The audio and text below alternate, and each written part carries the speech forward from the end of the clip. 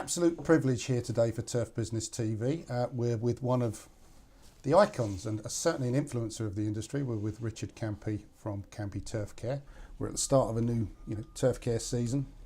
41 years, I think you're telling me off camera that you've been in the industry now, and 30 years for Campey Turf Care.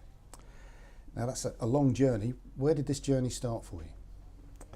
It started early in 1976 when I applied and got a job at Sysis in Macclesfield as a sales demonstrator. And that Sysis career, you working with any people that maybe names that have been infamous throughout the years? There was Eric Staniforth, who was the managing director, who started there when he was 14 and worked his way up to MD. There was Arthur Harrison, sales director, two great guys whose outlook on business was go out there and get the business. And that early start, did that have a lasting impression on your kind of style, yeah, the way you wanted to? Various ways they did business, and two or three comments they came out with, which was keep your sales force young, which we all try to, but we all get a little bit older, grey hairs come. Don't involve your salespeople with chasing bad debts. Yeah. And keep your paperwork simple. Okay, and you've stuck to those three golden rules, yes, yeah. And 10 years with Sysis. Mm-hmm. What made you want to go off and do your own thing then, Richard? In a nutshell, the enjoyment went out of the job virtually overnight. I thought it was time for a change after 10 years. Okay. Very hard to break away from a secure business, or a secure job. Yeah. With an established business. And you started Campey Turf Care, was it called that from the very start? No. I applied for a job in Farmers Weekly for a local turf grower, right, who was importing machines down in Cheshire, the other end of Cheshire, the county, and I stuck that for 3 months and thought, if he could run a business, I could. For what a gain. And we started, it was actually, the first name was Professional Turf Maintenance Services. Right, okay. Doing contract work on bowling clubs and football clubs. Okay, so you're out there being a groundsman and a greenkeeper. A little bit, yes, yeah. And buying and selling second-hand machinery, which led us to new equipment, and it's led us to where we are today. And you moved into these premises how long ago now? January the 2nd, 1988. Okay, so that's 30 odd years ago. Yep. And it wasn't quite the premises that we see coming here 30 years ago. No, it was just it was an old dairy with a 60x40 portal frame building, with a couple of offices and they become the workshop.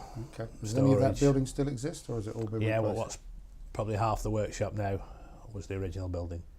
And pulling in here today, a busy site, lots of machinery, lots of tractors. Obviously, start of the season. Looks like it's going to be quite a good year for Campey. I think so. We've got off to a good start, and long may it continue.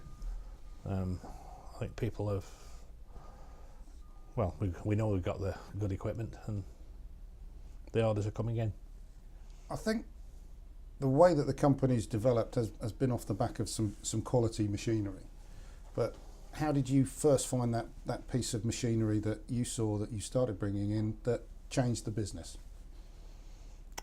I suppose you go back to when we were contracting, we were doing a job of work each year, same customers, but you were doing the same job, whether it be on a golf green or a football pitch.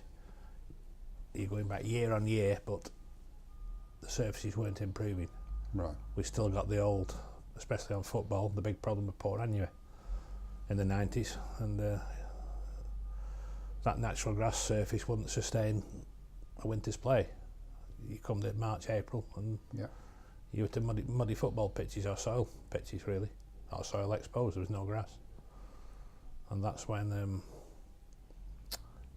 I was over in Holland, saw a photograph on a wall, asked it was a different machine, asked what it was, and that's how the Coro story started. Okay. Eventually, 18 months later, met Cole Rodenberg, saw what he was achieving on football pitches in Rotterdam, and realised just what the potential was of this new equipment. He got the equipment made by a local engineering company He knew what he wanted, but there was no machine on the market. Right. So he got a local engineering company to make it and used it and improved the quality.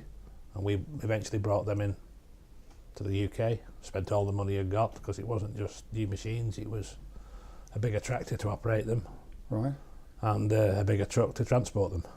So you're still doing this as a contractor rather than the... We were, contractor stroke sales. Okay. We ended up with the opportunity to sell them in UK and Ireland as a dealership.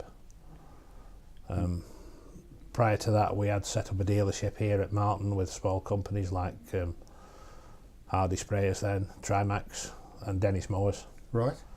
Small companies who had got new product, and we brought them to market in this northwest England, and now it's global. Now it's global. Yeah.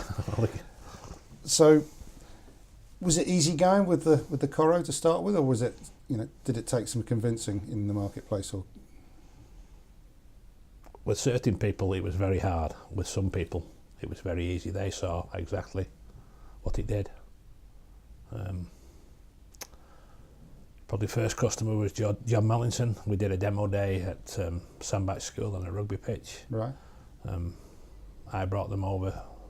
It was about middle of July, with a view to launching them at Soltex. I think that was 1997.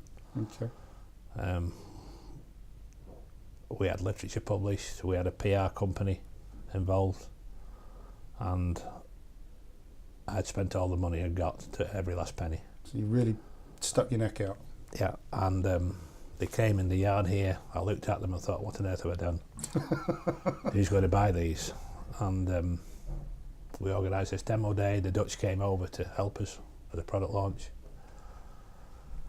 I always remember to this day 3 things happened. There was a Yorkshireman there, Carl Pass, who was grounds manager at Sheffield University them days. Yeah. In his typical Yorkshire accent, he said, answer to my so-and-so prayers, that machine. I said, what do you mean? He said, that has just done in the last 2 hours, takes me a week to do. Really? Okay. I said, what do you mean, Carl? He says, Scarify, clean up, put a new set of blades in. He said, it takes you a week to do that. He said, if I ever worked for myself, I'd buy one. And I said, well, half joking, we'll go and work for yourself. And 6 months later, he did. Right, okay. I think he's got 7 field top makers now. Really? Okay.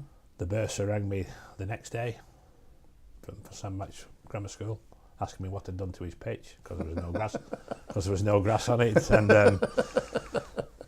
I said, well, we've used this new machine and fertilised and seeded, and if there was still a problem when his kids came back to school on the 4th of September, give me a ring. I've never heard from him again. Okay. Well, I have heard from him. He has ordered machinery, but not over that. And on the Saturday afternoon, I had a phone call from John Mallinson, one of the leading pitch constructors nowadays in the UK. Yeah. He wanted to buy a field top maker. We did a deal over the phone, and his words, I'm on my way. I said, what do you mean? I was at Burnley. Right. Yeah, I'll pick it up now. I said, well, I'm at Burnley, it'll be an hour and a half before I get home. He said, that's all right. He said, I'm at Southport, I'll be an hour and a half before I get to you. And at 3:15, he was here waiting for it. Oh, yeah. So Okay. so we had got off to a good start with a new machine, That's and a that real gave us flyer. confidence. And then it snowballed from It there. snowballed from there. Distribution, builders changed, and Imants got the rights off Cole Rodenberg about 6-7 years ago now. And they had, from an engineering perspective, they had a look at the machine to update it, new rotors, and that's took the machine up to a different level. Did you have a hand in that in terms of the redesign? Yeah, with the universe rotor, and we knew the little faults. No machine is 100% perfect, Sure. but we're not far off with the quality. And that Coro now has become not just a machine; it's become the name for the process. Yeah, it's become generic. Yeah, it's the Hoover vacuum cleaner. Yes, yeah. And is that flattering, or is that slightly annoying when you see other machines called Coros when they're not? I don't think they should use the same name. They should use their own name. Yeah. It's flattering in one way that we're just pushing the boundaries. We do believe our machine is far superior than any other that's on the market because we've innovated, we've developed. It's a compliment in one way that what we're doing is right, but all I can say when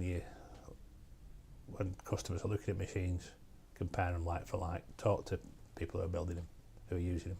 Yeah. They'll tell you. It's the customers will know.